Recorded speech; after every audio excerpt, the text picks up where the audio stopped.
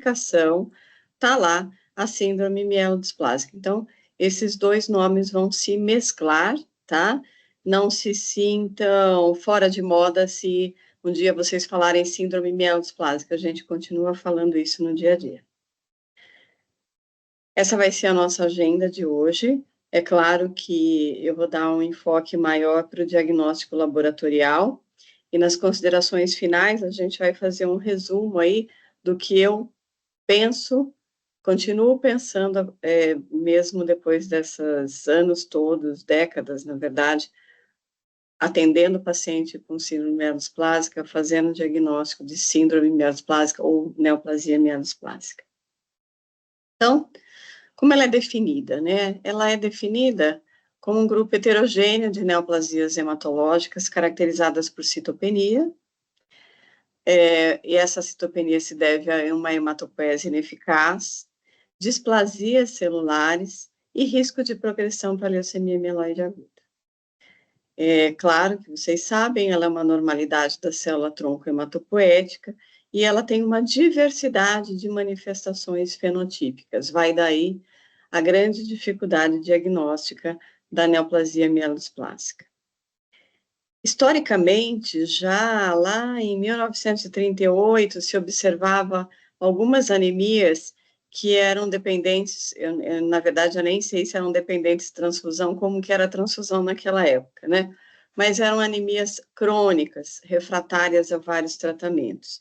Isso foi evoluindo aí com o tempo, com vários nomes diferentes, né? Anemia refratária com sideroblastia em anel, smoldering leuquímia, síndrome pré-leucêmica, até que em 1982 surgiu, então, a primeira classificação das síndromes mielodisplásicas, né? E, na verdade, tem uma história muito interessante essa classificação, por quê?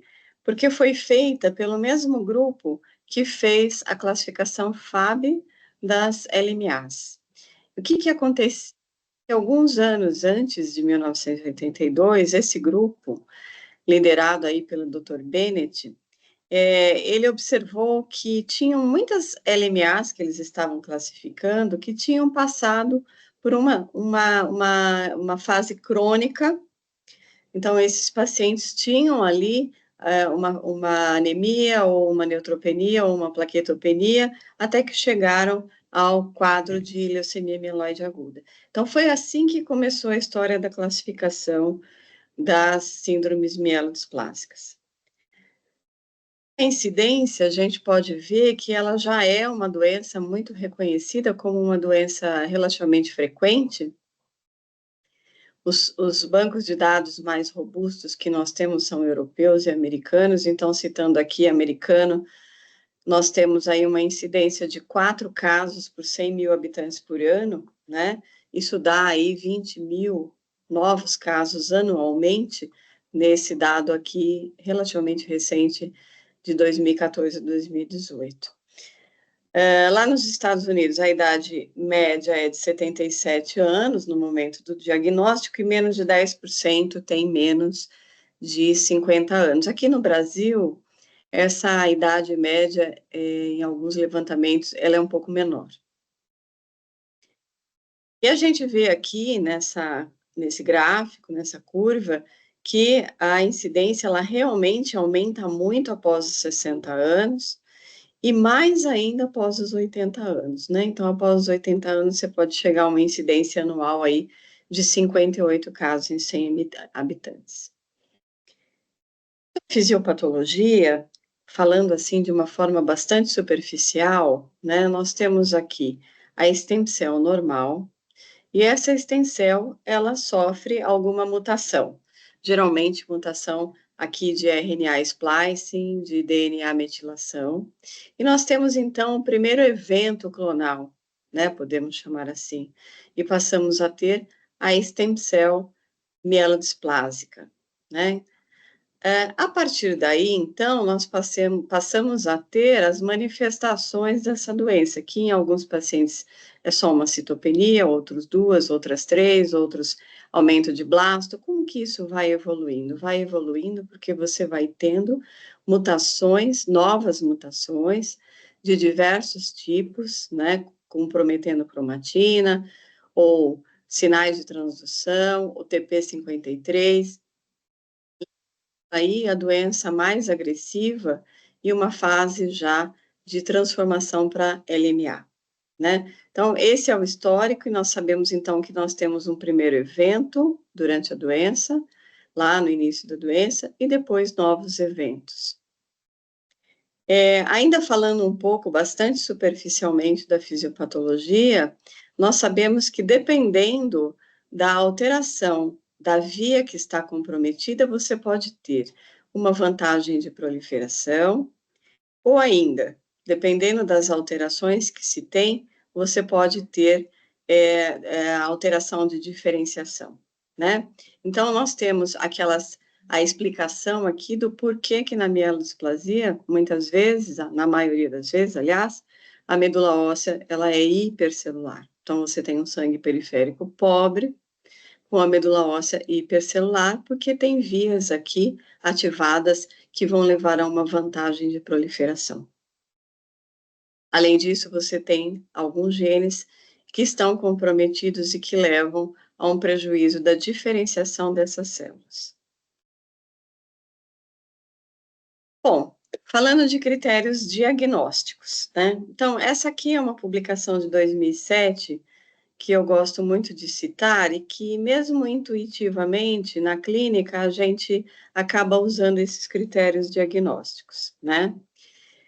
Quais são eles? Então, os primeiros critérios são os pré-requisitos. Então, como pré-requisitos, nós temos a citopenia persistente por pelo menos 6 meses, em uma ou mais linhagens. Aqui está arriscado, porque esses índices mudaram recentemente, né, pela Organização Mundial de Saúde, e agora esses índices são anemia menor que 12 em mulheres e menor que 13 em homens, a neutropenia menor que 1.800 e a trombocitopenia menor que 150. O pré-requisito é a exclusão de distúrbios hematopoéticos ou não hematopoéticos que causem citopenia e displasia. Atenção para isso aqui, porque essa lista ela é imensa.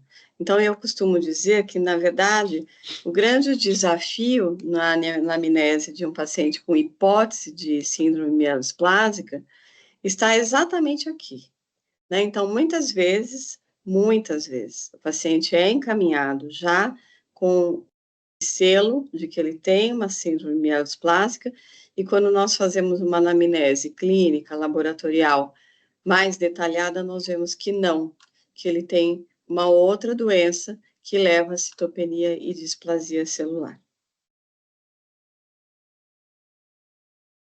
E aí nós temos os critérios decisivos, né? Então, o que seriam? Displasia em pelo menos 10% das células em uma das seguintes linhagens, né? Claro, eritrograno megacariocítica, ou 15% de sideroblastos em anel, ou 5 a 19% de células blásticas da medula óssea e sangue periférico, ou ainda uma normalidade cromossômica, por fiche, cariótipo, e atualizando um pouco aqui, né, essa é uma publicação 2007, hoje nós teríamos algumas alterações moleculares que são características. E aí entra os cocritérios, né? Então, nós aqui, que gostamos de citometria de fluxo, olha aqui, nós estamos aqui nos cocritérios, tá? Eu vou falar um pouco mais sobre isso mais para frente. Então, esse autor, ele sugere que nós utilizemos, pelo menos, obrigatoriamente, os 2 pré-requisitos, né? Então, tem citopenia, e já excluir tudo que pode levar a essa citopenia. E pelo menos um critério decisivo, que já foi exposto aqui. Bom, mas a gente já falou que, na verdade, nós temos vários fenótipos, né? Várias caras diferentes, né? E aqui está a última classificação. É claro, a gente não tem tempo para falar de todas as classificações, ficaria bastante longo, daria uma aula só sobre classificação. Mas essa é a última classificação da Organização Mundial de Saúde. Olha, eu mesma me enganei aqui, coloquei síndrome mielosplásica, aqui seria realmente neoplasia mielosplásica, mas vocês veem que no termo genérico aqui está neoplasia mielosplásica e abaixo MDS é síndrome mielosplásica, tá? Isso aqui tem uma explicação, se vocês forem ler a publicação da OMS, a OMS quis realmente dar uma conotação de que as síndromes mieloplásicas são neoplasias, né? Que muitas vezes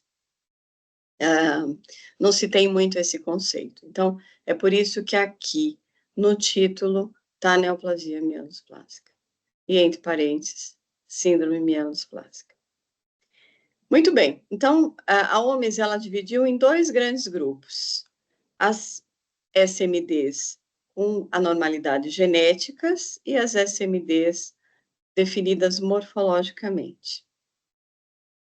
A normalidade genética seria a SMD com deleção do 5q,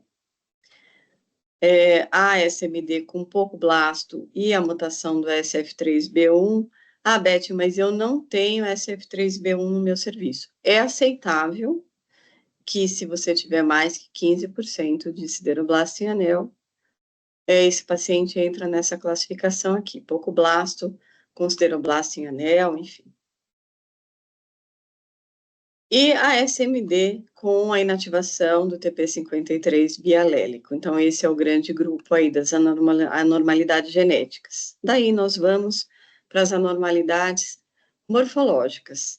Os já muito conhecidos nossos, as SMDs com pouco blasto, a SMD hipoplásica, de difícil diagnóstico, não temos tempos aqui para falar mais detalhadamente, mas esse é um diagnóstico bastante complicado. A SMD com aumento de blasto, e aqui também a divisão em 1 e 2, de acordo com o percentual de blastos, e que eu gostei muito que foi incluído a SMD com fibrose, porque nós temos esse subtipo e que em várias classificações ele não está incluído. Bom, nada é perfeito, né? A OMS trabalhou naquela classificação, sugeriu aquela classificação, mas um grupo de experts, né, fez aí um consenso internacional e achou que aquela classificação devia ser diferente, tá? Então, aqui nesse quadrado amarelo é a classificação da síndrome mielosplásica de acordo com o ICCS. Não muda grandes coisas, ele só nos separa nesses dois grandes grupos, mas eles estão aqui, ó, SF3B1, deleção do 5q, TP53, aqui é um pouco mais detalhado, mostrando casos que só tem uma linhagem com displasia ou com multilinhagem, excesso de blastos, e daí já vai para os subtipos com SMD/LMA, tá? No dia a dia, a gente tem utilizado um mix dessas duas classificações, e muitas vezes a gente fica mesmo no pouco blasto, excesso de blasto, porque nem sempre a gente tem o SF3B1, deleção do 5q, é mais fácil de ter, não tem análise molecular, por exemplo, TP53. Mas vamos lá.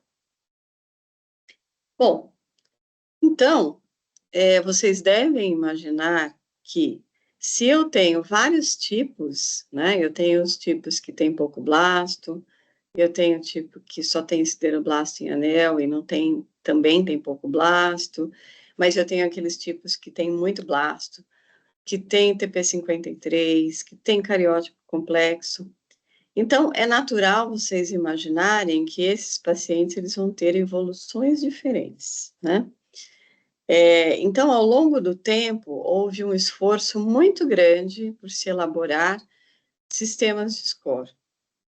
Muito tempo, há mais de 20 anos, se vocês procurarem sistemas de score de síndrome mielosplásica, vocês vão encontrar inúmeros. E nós temos aqui os principais sistemas de score, né? E o que eles fazem? Eles dividem esses pacientes em grupo de risco, e o que são esses grupos de risco? São grupos de risco de transformação leucêmica. E quando o paciente transforma para leucemia, né, entra naquela fase mais agressiva, ele vai tendo uma perda de sobrevida. Então, a gente tem aqui na tela o IPSS, que depois foi revisado, aqui à direita,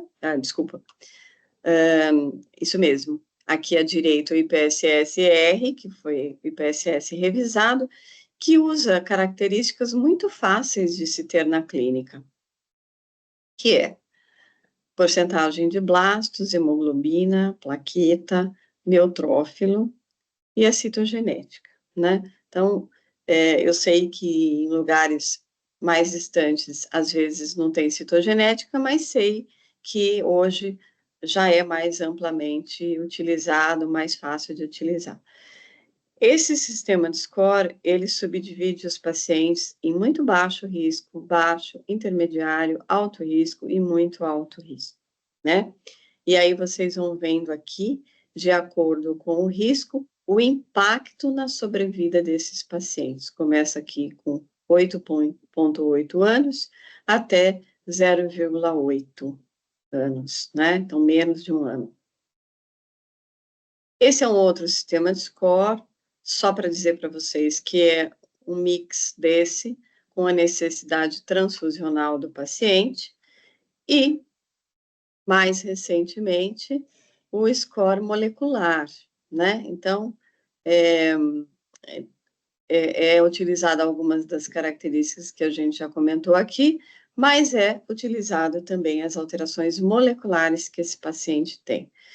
Se alguém tiver interesse, aqui tem o link, né, para vocês entrarem e verem o modelo desse sistema de score. Problemas.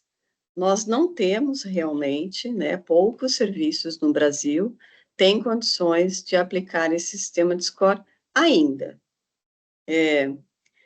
Eu pretendo ser otimista, né, que um dia a gente vai chegar lá e talvez a gente não precise de todas essas alterações moleculares, né? A gente pode ter algumas principais.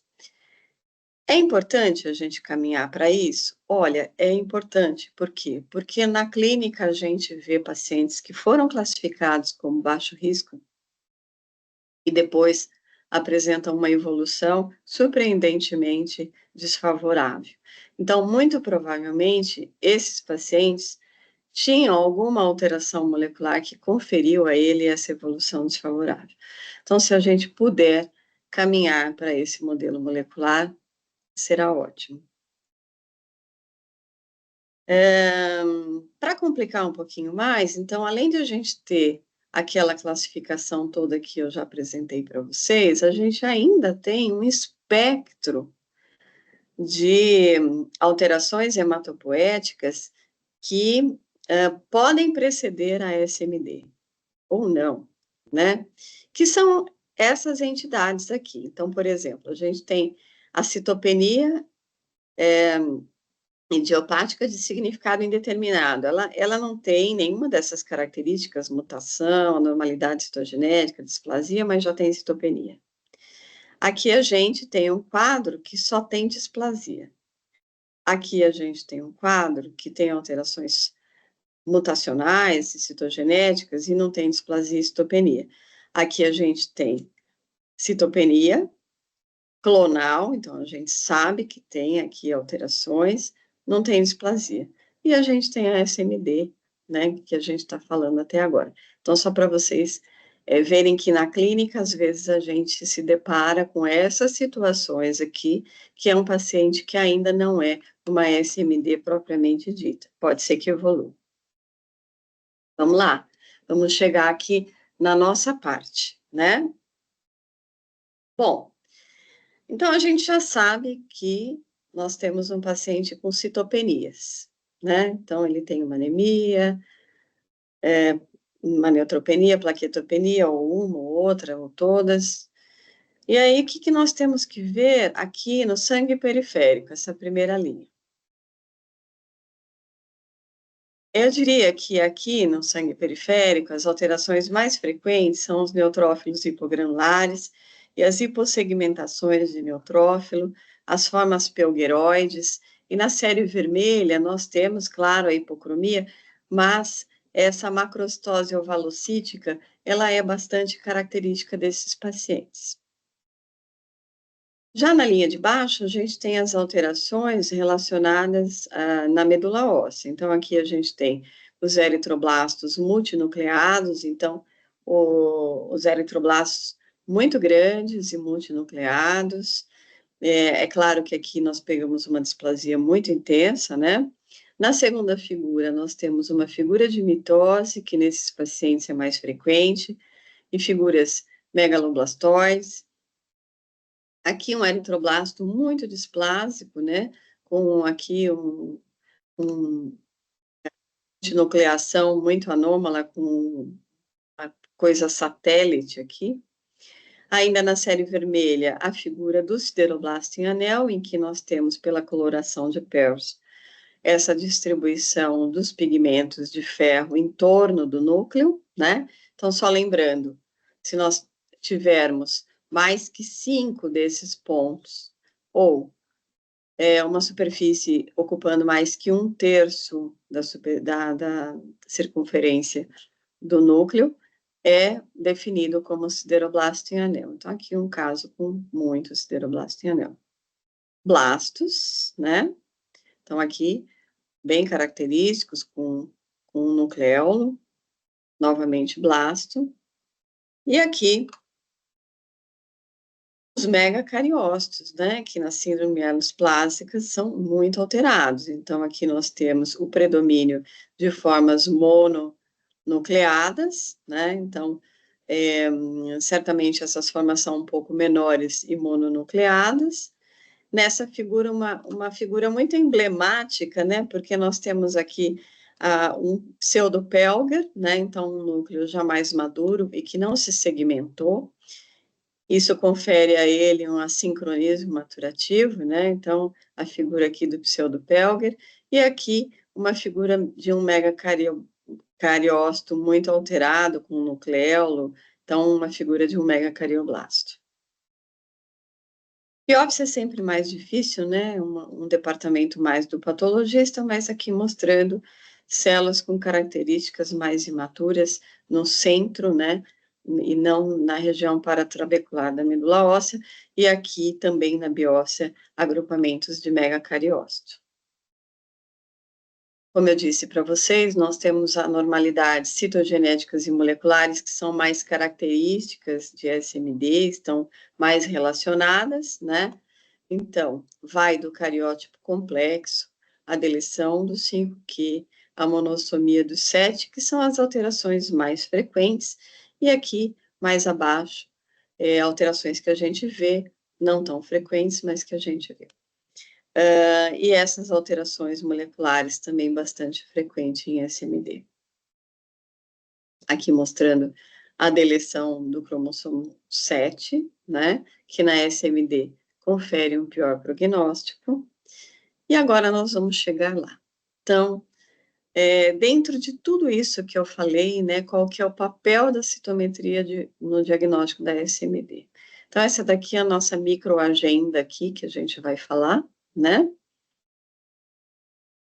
Então, fazendo um pequeno resumo do que a gente falou até agora, a gente já falou, né, que na neoplasia mielodisplásica nós temos citopenias persistentes, nós temos displasias, nós temos que excluir outras causas de citopenias e ou displasia, e nós temos alterações citogenéticas e moleculares características. Me parece que se a gente tiver tudo isso, esse diagnóstico não é tão difícil, não é mesmo?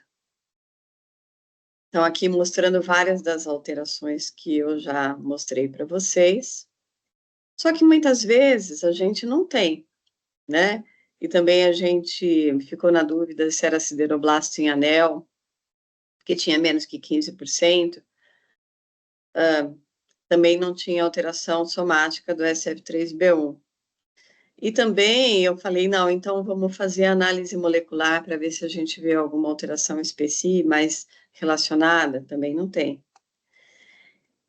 Então, é aí que entra a citometria de fluxo. Não que ela vá fechar o diagnóstico de SMD, mas ela vai nos direcionar um pouco mais ou um pouco menos para o diagnóstico de SMD. Nós sabemos que muitos pacientes, eles têm algumas alterações na citometria de fluxo e ainda não têm alterações muito óbvias de síndrome mielosplásica e que, numa segunda avaliação, alguns meses depois, ele já tem mais alteração da citometria de fluxo e já tem critérios mais bem estabelecidos de SMD. Então, historicamente, já lá em 96, 97, se procurava algumas alterações imunofenotípicas nesses pacientes. Essas duas publicações são publicações muito importantes, né? Mostrando mais ou menos o que a gente já ainda faz hoje, né? Então, várias alterações aqui que nós procuramos na citometria de fluxo. Ainda historicamente, não se preocupem, vocês não precisam ler essa tabela, é só para vocês terem uma ideia de como tem sido o esforço de se fazer um sistema de score imunofenotípico para o diagnóstico de SMD. Então, nós temos aqui listado vários sistemas de score e nós vemos aqui 2 sistemas de score que nós utilizamos hoje, né, bastante difundido, que é o Ogata Score, o score de Ogata e o Red Score. Então, vamos lá, o que o score de Ogata ele vê? Então, ele vê algumas alterações que são alterações muito frequentemente encontradas na citometria da SMD, que é porcentagem de mieloblastos, ou precursor mieloide, como queiram, a diminuição dos progenitores B, a relação entre os precursores mieloides e linfócito, e depois a gente vai mostrar o que é isso, e também a diminuição do SSC, ou seja, da granulação, né? Comentei com vocês que uma das alterações mais frequentes que a gente vê na SMD é a hipogranulação de neutrófilos. E o Red Score, ele vê ele vê a alteração, basicamente, do coeficiente de variação do CD71 e do CDC. Tá? Então, aqui só mostrando um paciente normal na linha de cima. Na linha intermediária, um paciente que tem alteração do CD71. E aqui na linha de baixo, um paciente que já tem... desculpa, aqui no intermediário ele tem alteração de CD71 e 36, e aqui só de 71. Mas a gente vai ver vários casos. Bom, o que se sabe é que se nós fizermos uma combinação de ambos os scores, nós vamos aumentar muito a nossa sensibilidade. Então, uma sensibilidade que é em torno de 50%, 60% para o diagnóstico, nós vamos para uma sensibilidade de 88%. Essa é uma publicação nacional, muito interessante. Eu vou mostrar um pouquinho de cada uma dessas alterações aqui, precursor mieloide, SSC, vamos lá.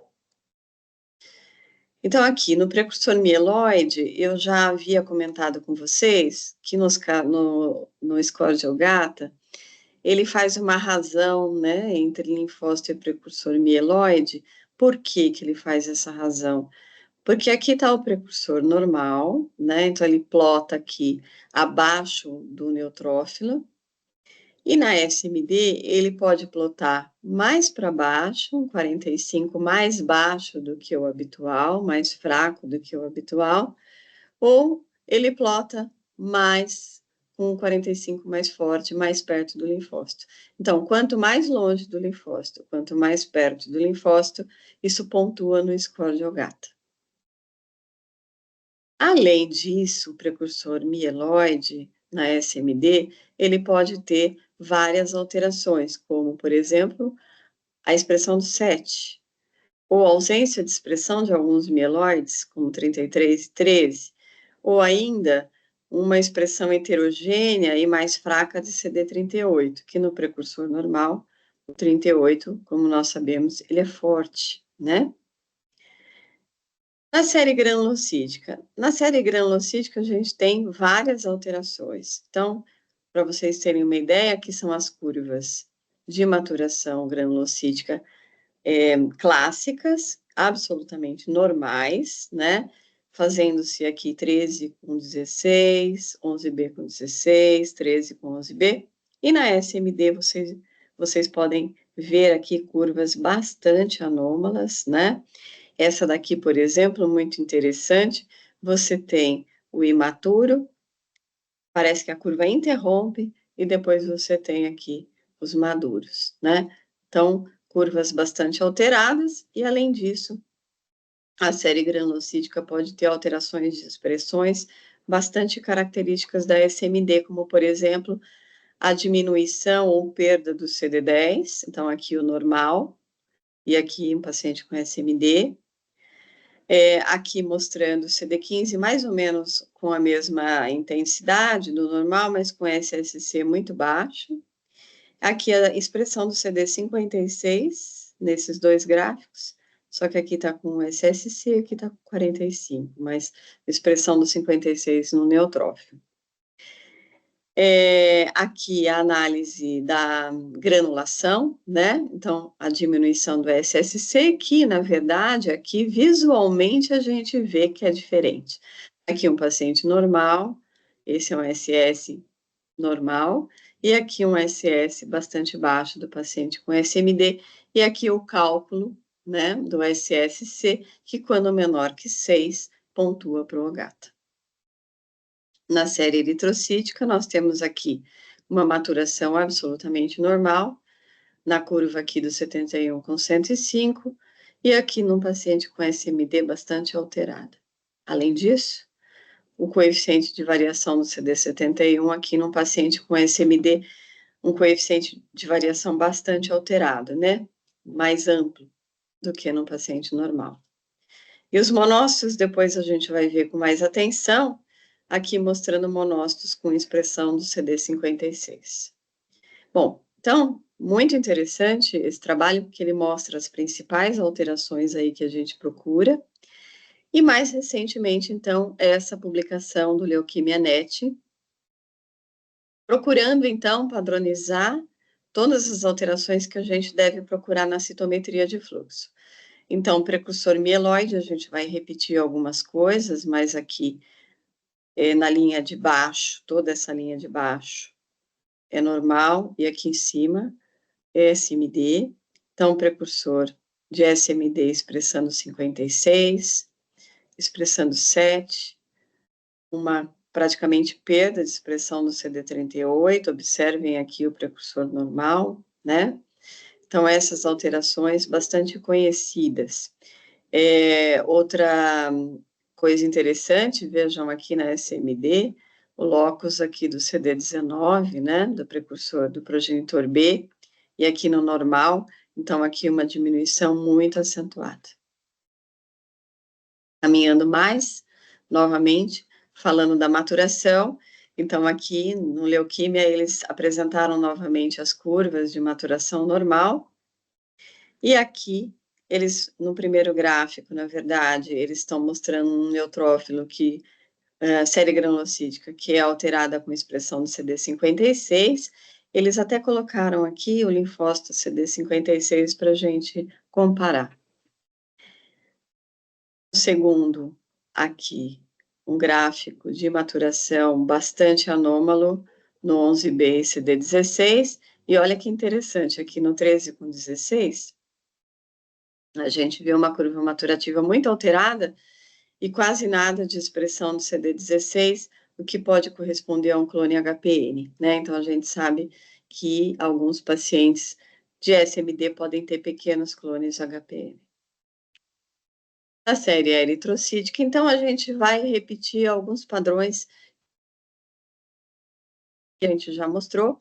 Aqui, maturação normal, coeficiente de variação de 71 normal, Aqui numa SMD multilinhagem displasia, uma curva maturativa bastante alterada, idem.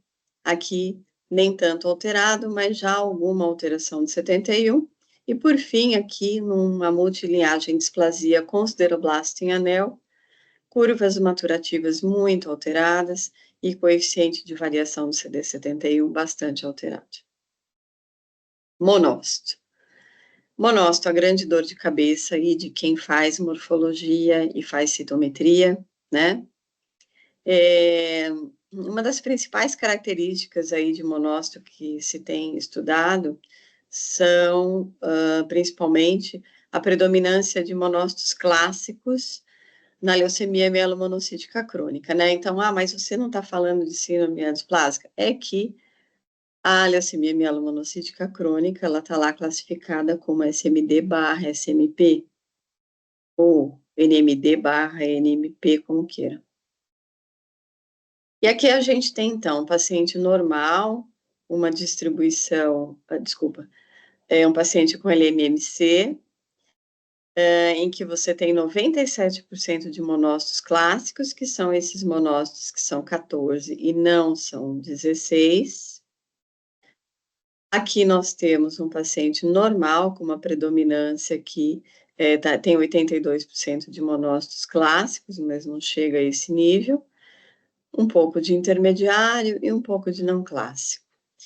E esse último subtipo aqui, que alguns autores acham que pode ser sugestivo também de leucemia mielomonocítica crônica, e que eles formam esse padrão que eles chamam de um padrão de bulbo, porque você tem aqui os monócitos não clássicos, mas você tem um aumento de monócito intermediário que dá essa característica de bulbo. Pode ser que seja sugestivo de leucemia mielomonocítica crônica. Sabemos que esse não é o único critério para esse diagnóstico, tá? Mas a gente está falando de alterações imunofenotípicas. Bom, a leuquimia NET, ela também fez uma tentativa aqui de sistema de score. Acho um sistema de score difícil, você tem que procurar as alterações em cada uma das linhagens, dizer se tem mais de duas, se tem menos de duas, e ir pontuando. Achei bastante complexo. Mas esse documento da Leuquimia NET, ele termina com o que está escrito aqui nesse quadrado, que eu achei muito interessante. Nos casos em que a citomorfologia não atendeu aos critérios para SMD, mas os achados de citometria de fluxo foram consistentes com esse diagnóstico, aproximadamente 50% dos pacientes evoluíram para SMD evidente em algum momento. E aqui tem os autores citados aí nessas observações. Bom, então eu falei um pouco de como a gente analisa no dia a dia, né? Esse é o nosso dia a dia, como que a gente analisa a SMD. E já está se procurando alguns modelos para analisar a SMD em outras plataformas. Então, aqui é uma análise no Flowson, em que nós temos aqui um paciente com SMD pré-tratamento, aqui nessa cor ocre, não sei como chama essa cor, oliva, talvez, você tem 63% de série eritroide anormal, que está aqui, que a gente vê alguns pontinhos. Após 2 ciclos de azastidina, essa população já diminuiu, e um mês após transplante, a gente já não vê mais essa população. Isso é um exemplo de análise da série eritroide, mas certamente podemos usar esse modelo para os pacientes com excesso de blasto, enfim. Eu não poderia deixar de dizer, né, que também já estão se desenvolvendo modelos em inteligência artificial. Essa aqui é uma publicação de 2023, mostrando aqui que, por exemplo, os pacientes que tinham gatas maiores, 3 e 4, eles plotam aqui na SMD com excesso de blasto 2. Então, vejam que 77%, mais ou menos, é isso, dos pacientes, eles estão aqui, o GATA 3 e 4, e inversamente, os pacientes com o GATA 0 e 1 estão aqui entre os pacientes normais. Acho que a gente vai evoluir mais para frente com vários outros modelos, né?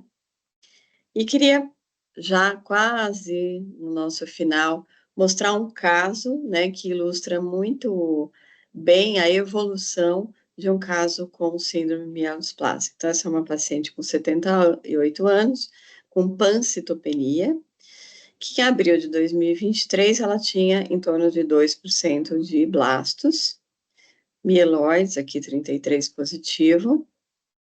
Ela já tinha um OGATA 3, com diminuição de SSC, com mais que 2% de blasto e diminuição de progenitor B, né?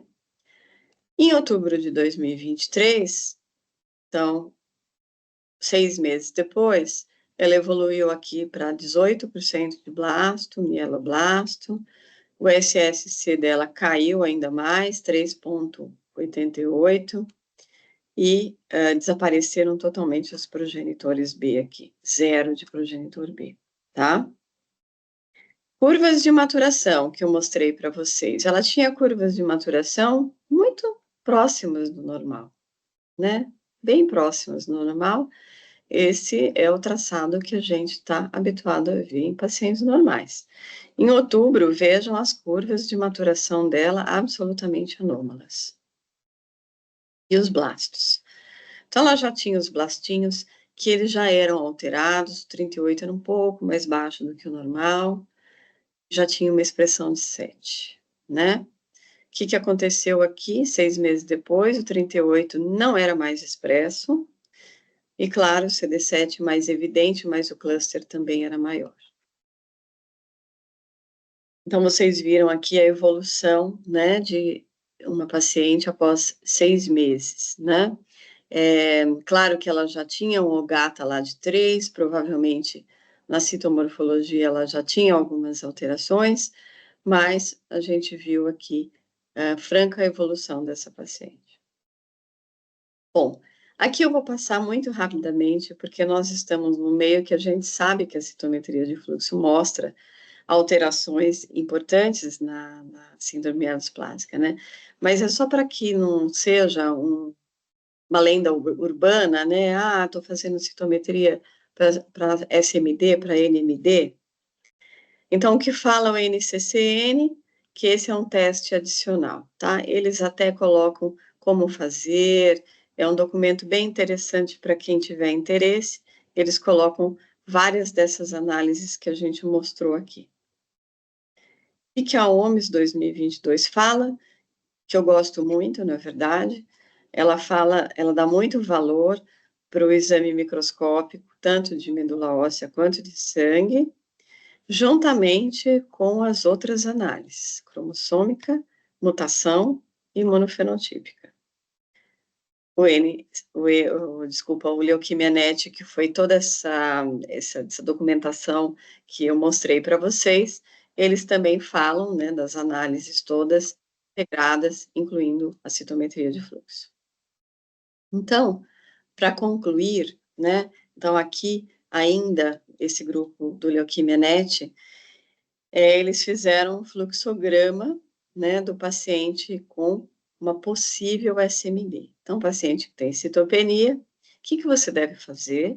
Você deve excluir as causas não clonais de citopenia, né?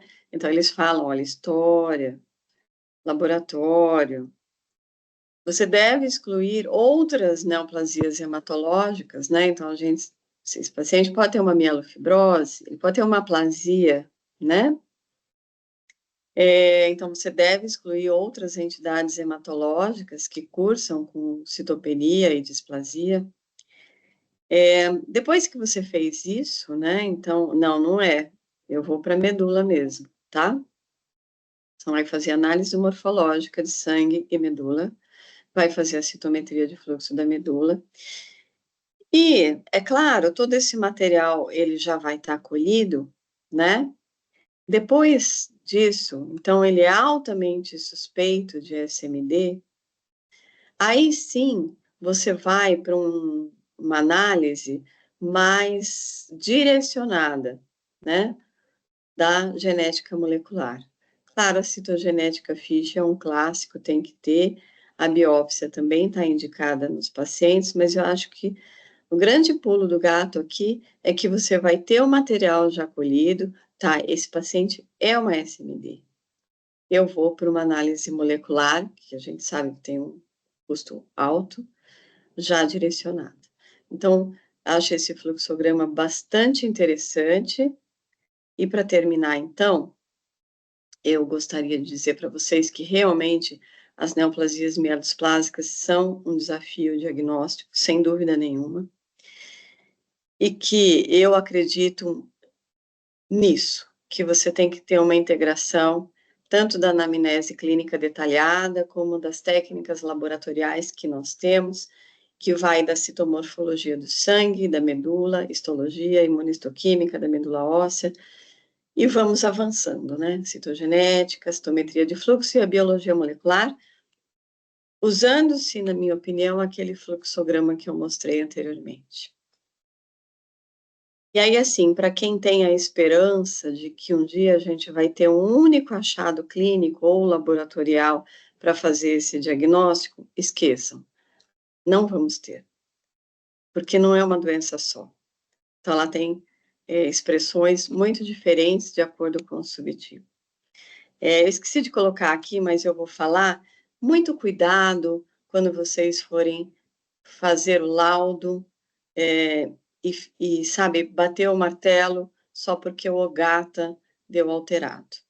A gente vê, vocês sabem, no dia a dia, OGATAs alterados em doenças mieloproliferativas e, às vezes, até em doenças não hematológicas. Então, assim, tem o OGATA alterado, procure saber como que é a morfologia, história clínica, se tiver alguma coisa básica, citogenética, enfim, procure integrar um pouco mais essa análise que se está fazendo. Não tem informação?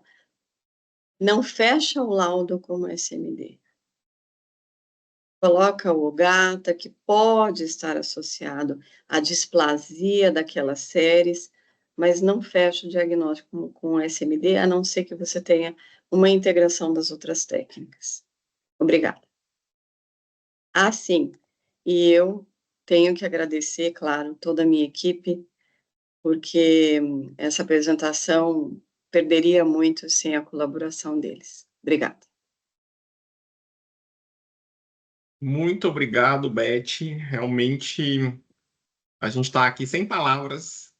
Como você conseguiu colocar todos os pontos importantes junto e nos mostrar aqui nesse, vamos dizer, 45 minutos. Fez um passeio aqui pela neoplasia mielodisplásica. Muito obrigado mesmo pela presença. A gente tem umas duas perguntas aqui no chat. Tem as perguntas do Matheus. Ele agradece aqui. Ele diz que é a melhor aula palestra sobre SMD que já vi. Parabéns, doutora Beth. Duas perguntas. Quais marcadores aberrantes considera essenciais para ter no painel de SMD, além dos clássicos 56 e 7? E a segunda pergunta é, em casos de suspeita de SMD com neutropenia, acha necessário incluir um tubo para investigação da série linfóide T, tipo para exclusão de LGL, por exemplo? Bom, excelente pergunta, né? Assim, aberrante a mais que eu incluiria dos clássicos aí, né? CD7, CD56. Olha, Matheus, eu acho que não tem grandes mágicas, não, sabe? Eu gosto de lembrar do 38. 38 eu acho que é uma dica de ouro aí para você diferenciar precursor mieloide normal de anômalo. Gosto muito, tá? De fato, assim, eu não tenho observado grandes outros marcadores, novos marcadores aberrantes.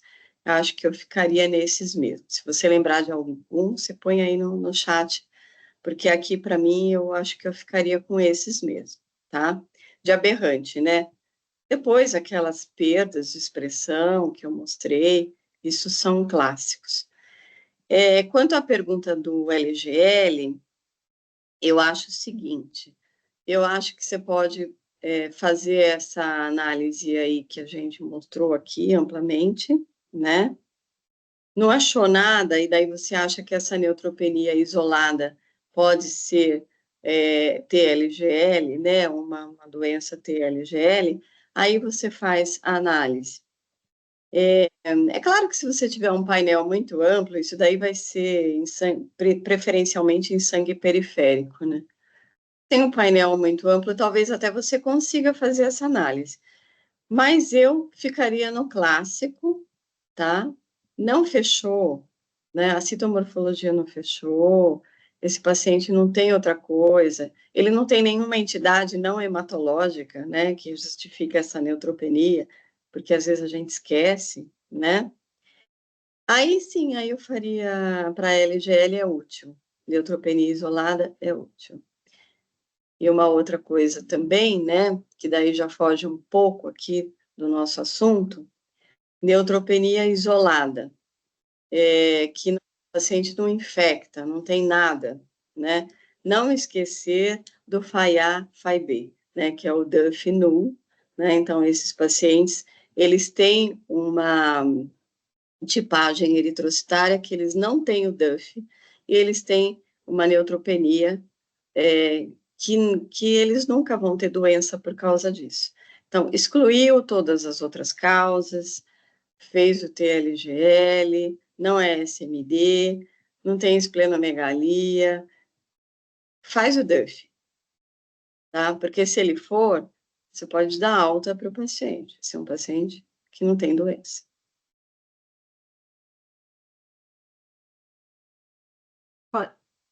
Rodrigo está no mudo. Muito bom, temos mais perguntas. Doutora Beth, parabéns pela aula. Pode falar um pouquinho da sua experiência com citopenias periféricas refratárias em pediatria?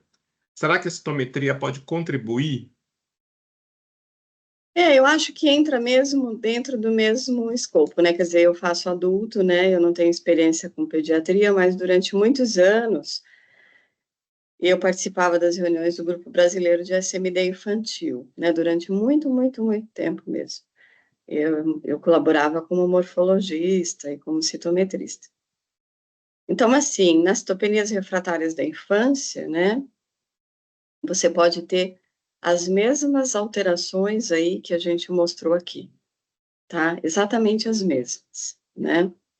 E esse também é um desafio diagnóstico, mas muitos desses pacientes já têm alterações citogenéticas ou moleculares. Então, assim, especialmente em criança, a análise citogenética e molecular é fundamental, tá? Certo. Muito bom. Mais perguntas? Temos aqui a Michele. A morfologia é realmente uma importante aliada para a gente no laboratório. Gostaria de saber sobre a expressão do CD15 nos monócitos em casos displásicos. Você pode ter uma diminuição da expressão do CD15, né? Aliás, o monócito displásico, você pode ter Ter diminuição tudo. da expressão de todos os marcadores, né? Inclusive do HLA-DR, né? O que é muito, o que dificulta muito para a gente, né? Porque o HLA-DR, ele é um marco, assim, né? Do monócito. Então, o CD15 pode estar diminuído, tá? Então, assim, quando a gente analisa monócito, eu não entrei muito no monócito, porque a gente teria que falar da leucemia mielomonocítica crônica, que é um diagnóstico difícil, desafiador mesmo, né? Mas, assim, no monócito, a gente tem que ver também a curva maturativa dele, né? E o IREM, que é um marcador um pouco mais recente, aí, ele veio muito para agregar isso, né? Porque a gente tem uma curva maturativa ali considerada normal, né? Que vai do 14 para o IREM, ganha primeiro 14, depois IREM, e na SMD essa curva é invertida, muitas vezes, no monócito, né? Ele ganha primeiro IREM, depois 14, né? Então, assim, monócito é um problema, pode perder várias expressões, 15 e outros, e tem a curva maturativa que é bastante alterada. E no sangue periférico, a gente estuda os monócitos clássicos maiores que 94%. Muito bem. Gente, tem mais perguntas? Enquanto as pessoas vão fazendo perguntas, eu vou lembrar todo mundo que dia 25 de outubro é o Dia Mundial da Conscientização da SMD. E aí, por isso que o Flowing, nesse mês, está fazendo o SMD. No dia 31 de outubro, meu último dia, Dia das Bruxas, mas aqui antes da gente sair para o Halloween, a gente vai ter aqui uma super aula, uma aula prática de análise de citometria de fluxo e análise citomorfológica ao vivo, porque quem sabe Legal. faz ao vivo, É, aqui com o Dr. Erivaldo e a Bianca. Então, estão todos convidados, é só se associar lá, que é a nossa segunda reunião, que é a segunda do grupo de membros. O link está lá no grupo aberto, mas não percam. E, Beth, é um prazer demais estar aqui com você. Assim, realmente, eu vou te chamar todo mês para você falar tudo. Concordo. Eu acho bem legal você ter falado do Dia da Conscientização, né? E aí, assim, esse é um... Eu sei que tem, eu não sei quantos médicos tem aqui, mas eu acho que a chave disso daí está nos clínicos e nos geriatras, né? Então, a gente recebe muito paciente que já recebeu ferro aos montes, né? Porque eles não acreditam que a anemia dele não vai responder ao ferro, né? E, então, assim, tem que ser mesmo um dia de conscientização, né? Então, é aquela anemia que você já excluiu tudo, por isso que eu digo que aquele quadrado lá da exclusão é tão importante. Então, assim, o clínico, ele já excluiu todas as causas, não é nenhuma daquelas, pode ser SMD, né? Não pode esquecer, É tá? verdade. E bom, então, gente, estamos 3 minutinhos depois do horário. Tenha uma boa noite. Muito obrigado por todo mundo que veio aqui, que fez perguntas, que interagiu. E até a próxima. Gente, obrigada, viu? Boa noite Muito para todos obrigada. vocês, tá? Obrigada, tchau. Tchau, Tchau, tchau, tchau. Beth.